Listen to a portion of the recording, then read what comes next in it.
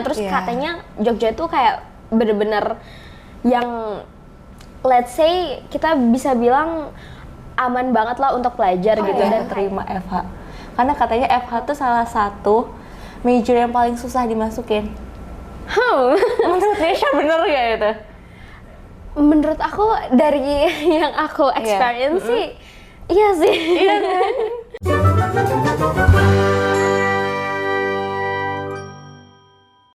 Hai, kembali lagi di channel Nadia Maharani. Jadi hari ini aku akan bikin podcast bareng sama temen aku, Nesha. Hai. Nesha boleh kenalin dong ke teman-teman? Oke, hai semuanya, nama aku Nesha Sabtiprita.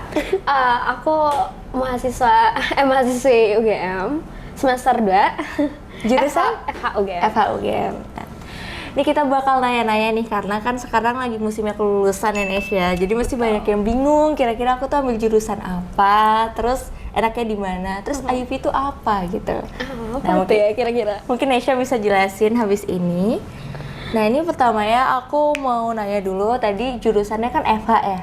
Nah milih FH tuh karena apa? Karena mungkin dari kecil suka sama hukum atau pilihan kedua atau gimana? Mungkin boleh diceritain ke teman-teman Nesha. Oke. Oh mungkin aku kayak sedikit curhat kali ya. Jadi tuh sebenarnya aku tuh kayak diarahin masuk hukum itu karena keluarga aku sih.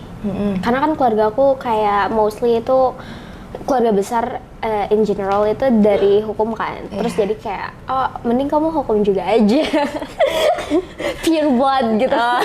Jadi karena diarahin orang tua gitu ya. Iya sebenarnya. Cuman selain itu juga dari situ aku kayak have interest juga sih in law. Jadi kayak aku nemuin kalau misalkan I think my passion itu di hukum dan kayak aku tertarik sama isu-isu hukum gitu. Karena seperti yang kita tahu kan, banyak banget isu permasalahan sosial kan di Indonesia. Jadi kayak I think I have to pilih hukum sih. Gitu sih. Oke, ternyata emang dari awal emang hukum guys yang diincar, ya kan?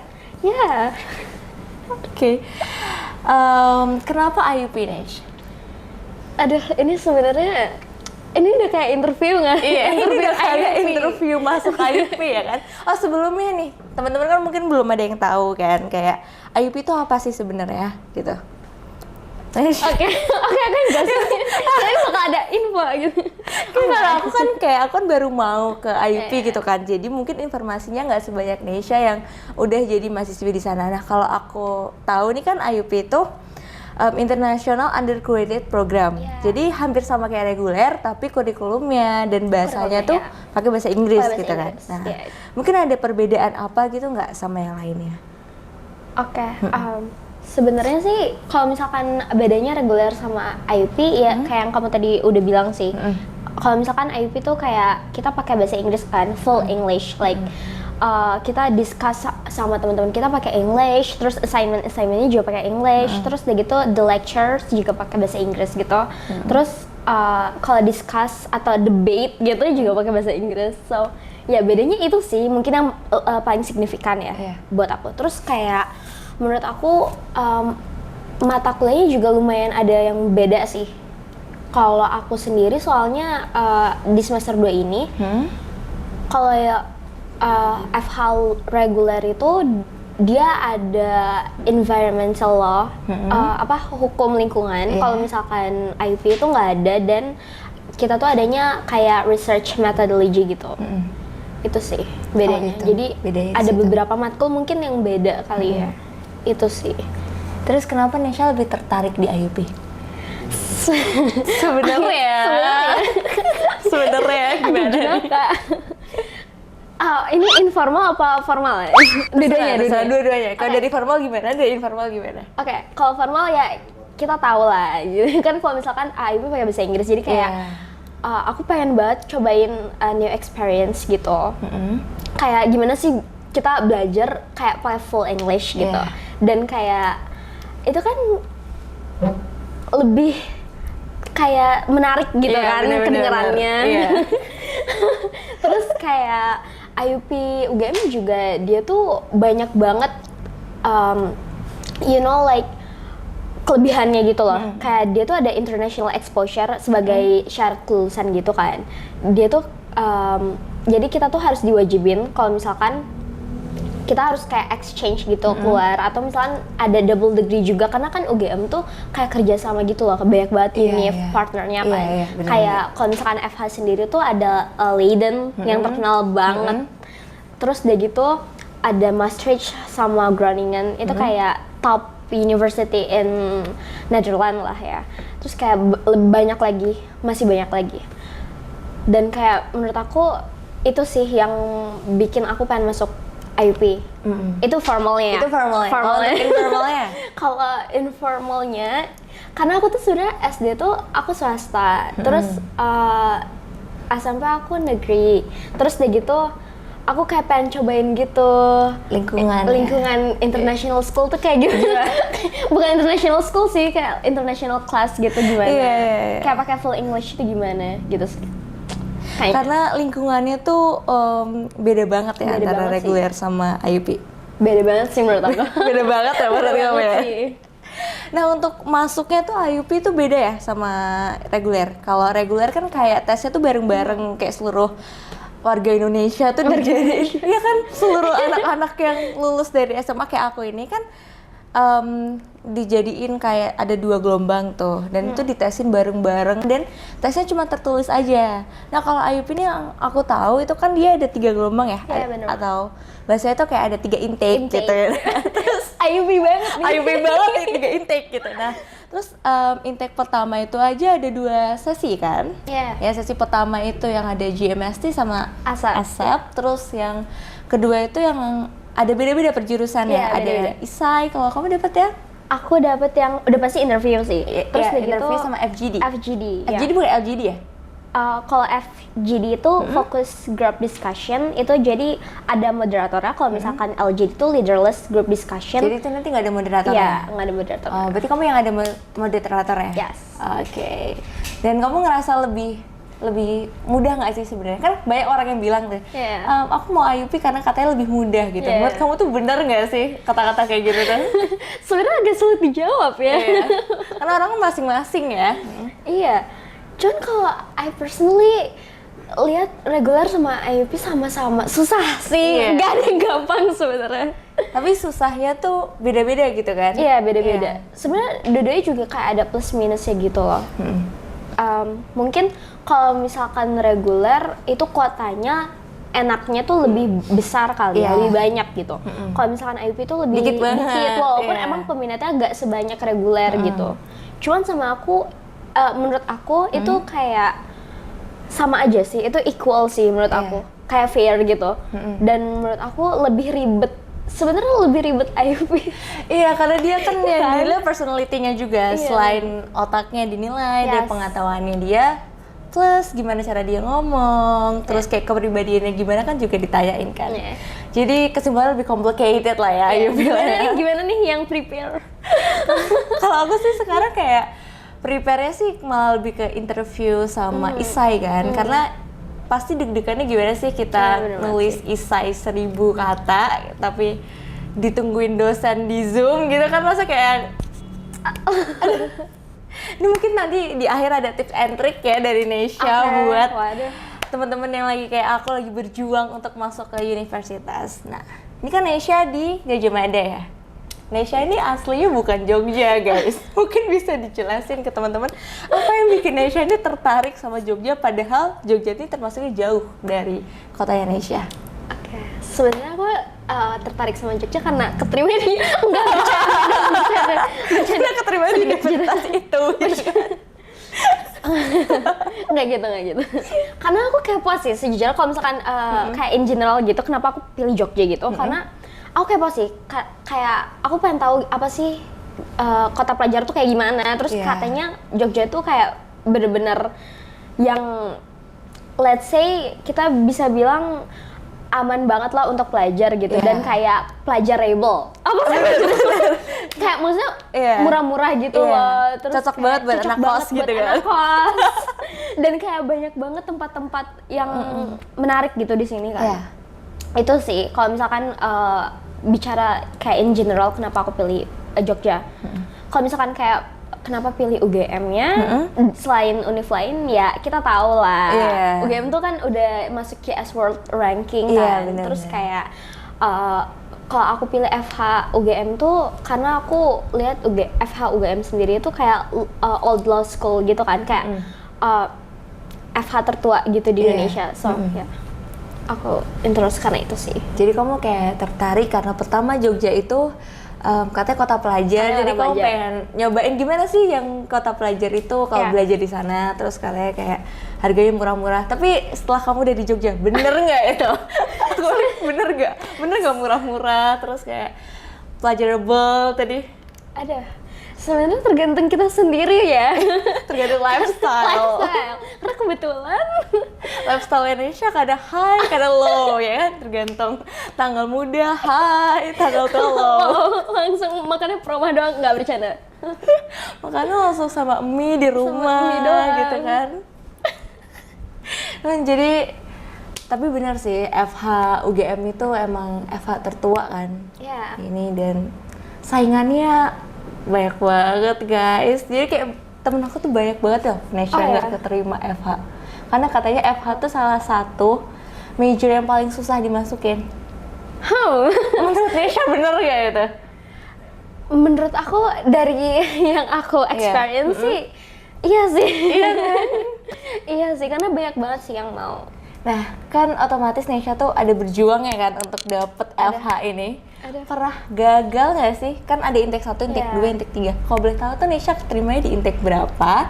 Terus kayak apa yang Nesha lakuin sampai bisa accepted di FH UGM? Oke. Ini FYI, disclaimer. Sebenarnya aku keterima di intake 3, which aku struggle di intake 1 dan 2 juga. Nah, sebenarnya aku tuh dulu tuh sempet kayak masih bingung gitu, masih bimbang ya. Kayak mungkin teman-teman di sini juga kayak masih bingung mau pilih jurusan apa, kayak gitu-gitu. Jadi aku intake pertama dan intake kedua itu bukan ambilnya bukan FH. Tapi yang lain ada lah ya. Gitu sih. Terus intake ketiga baru mutusin untuk law. Dan strateginya apa? Kayak kamu naikin TOEFL atau kayak kamu search kayak how to survive ketika udah di FH. Terus kayak kan yang aku tahu di jurusan kamu sebelumnya itu kan kayak nggak ada FGD ya gitu. Atau ada? Nggak ada kan? Sebenarnya esai. Ya. Terus kayak gimana cara kamu langsung nge-switch ke FGD itu, kayak apa triknya untuk FGD gitu? Ini tricky question ya. Tricky questions kayak kamu jawabnya harus kayak set gitu. Sebenarnya aku tuh kebetulan les juga kan. Aku ada offline 2 di tempat les, sama aku ambil online 1 itu khusus untuk English karena sebenarnya di kota aku tuh kurang banyak pilihan kan untuk tempat les, jadi aku pilih online di luar. Nah, terus juga ada satu lagi, mungkin bukan les ya masuknya, kayak lebih ke mentoring program gitu. Itu juga online sih aku ngambilnya. Itu untuk FGD. Itu untuk FGD kamu ambil mentoring gitu? Iya, jadi kalau untuk yang 2 tempat les offline itu sebenarnya aku tuh lebih fokus ke UTBK saat itu. Kamu lebih fokus ke UTBK? Iya, lebih fokus ke UTBK. Dan aku juga minta sih ke tempat lesnya kayak aku pengen ini gitu, aku pengen ikut ini. Jadi aku pengen tolong dong ajarin materi-materi dari JMST kayak gitu-gitu dari sih. JMST, terus FGD-nya dari mentoring itu. Nice. Jadi ternyata Nesha nih berjuang juga. Iya, tapi don't get me wrong karena banyak banget teman-teman aku yang masuk FHUGM tanpa les sama sekali. Oh ya? Itu bener-bener keren banget sih. Tanpa les sama sekali, tapi mereka pernah tinggal di luar negeri atau gimana?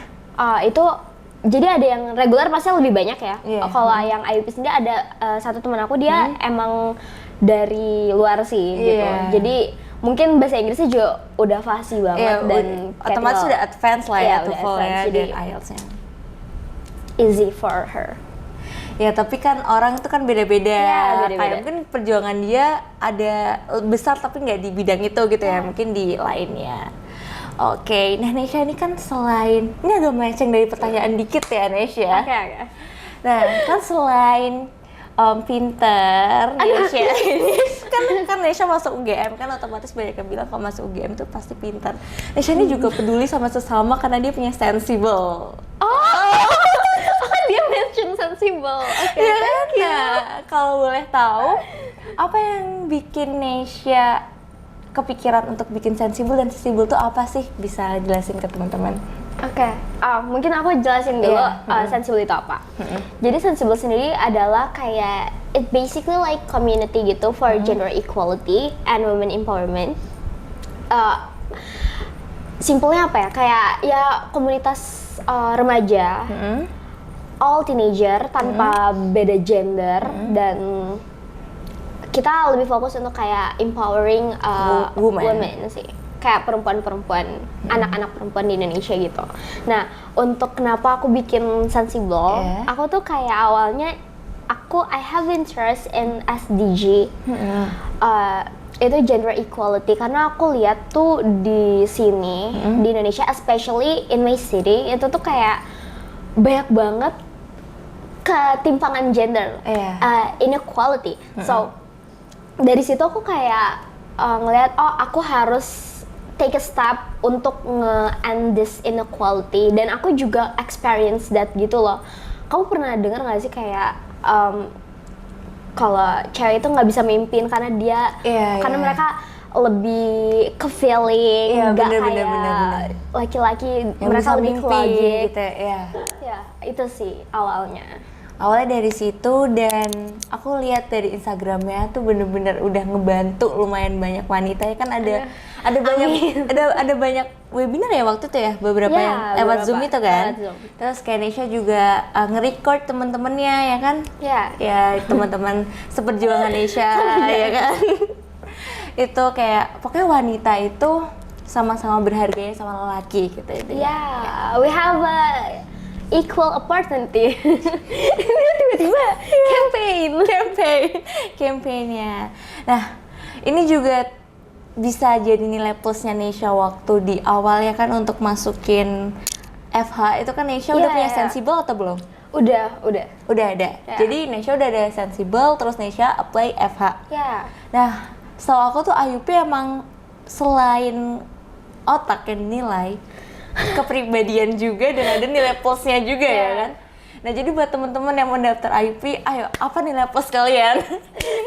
Itu sebenarnya kayak iya sih, bener banget, nilai plus kayak selain academically, terus nilai itu sebenarnya ya it's important too, tapi lebih important kayak apa sih sebenarnya impact atau pengalaman yang udah kalian lakuin gitu untuk each other. Itu sih. Jadi biar UGM tuh make sure kalau pintarnya kita tuh nggak buat kita sendiri, tapi buat sekitar, ya kan? Nah, ini last but not least nih ya kan.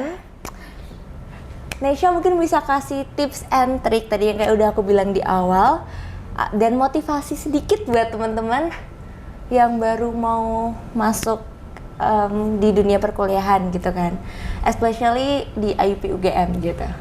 Bisa, Nesha. Apa ya tips and triknya?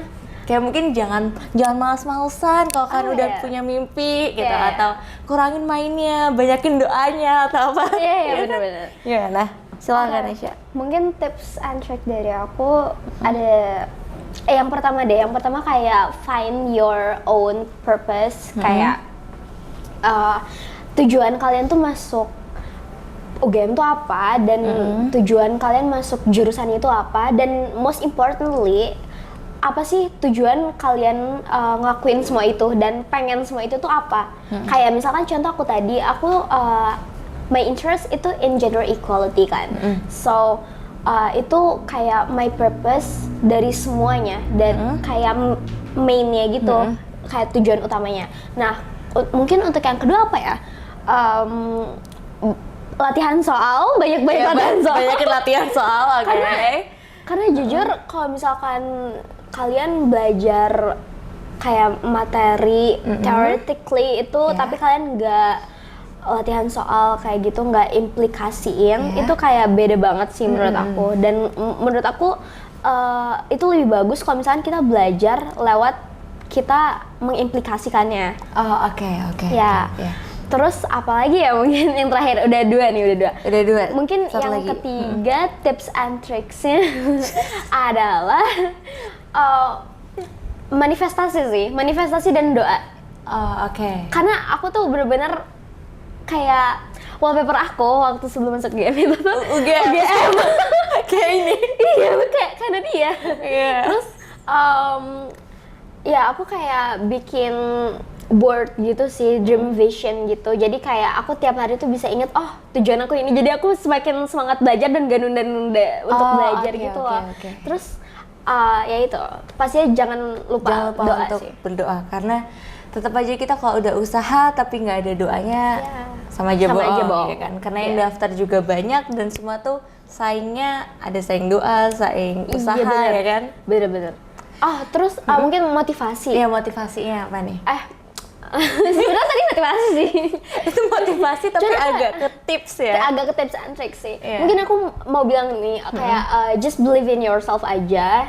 Karena itu penting banget sih, karena aku lihat banyak banget temen aku yang mereka tuh nggak percaya diri masuk PTN atau buat daftar. Bahkan untuk tes aja mereka nggak percaya diri. So untuk kalian yang udah tes tapi kalian gagal, mungkin kalian bisa coba lagi. Tapi percaya kalau misalkan kalian udah ngelakuin tes itu tuh kalian udah berani banget. Oke. Jadi kalian tuh udah hebat kalau kalian udah berani nyoba gitu kan. Ya pokoknya aku bisa simpulin kalau jangan pernah takut untuk ngecoba sesuatu gitu. Karena walaupun gagal, setidaknya kita nggak ada rasa penasaran gitu loh. Kalau kita nggak nyoba kayaknya kalau aku nyoba tuh besok bakalan bisa gitu. Iya bener, nyesel gitu kan jadi. Iya. Dan don't forget to do the best. Iya benar. Yang kita bisa. Oke, thank you Nesha atas waktunya. Thank you banget. Thank you guys juga yang udah nonton video podcast hari ini. Nesha kan mau pulang kan besok ya. See you ya. Oke, baik guys, dan jangan lupa untuk follow Instagram Nesha, apa namanya? Nesha Safde. Dan bisa follow Instagram Sensible, apa namanya? Boleh. Sensible IDN. Ya, kalau buat teman-teman yang mau ikut juga organisasinya untuk sama-sama ngegedein Sensible gitu kan, untuk emansipasi wanita. Ini banget, oke. Thank you guys, see you in the next podcast. Bye!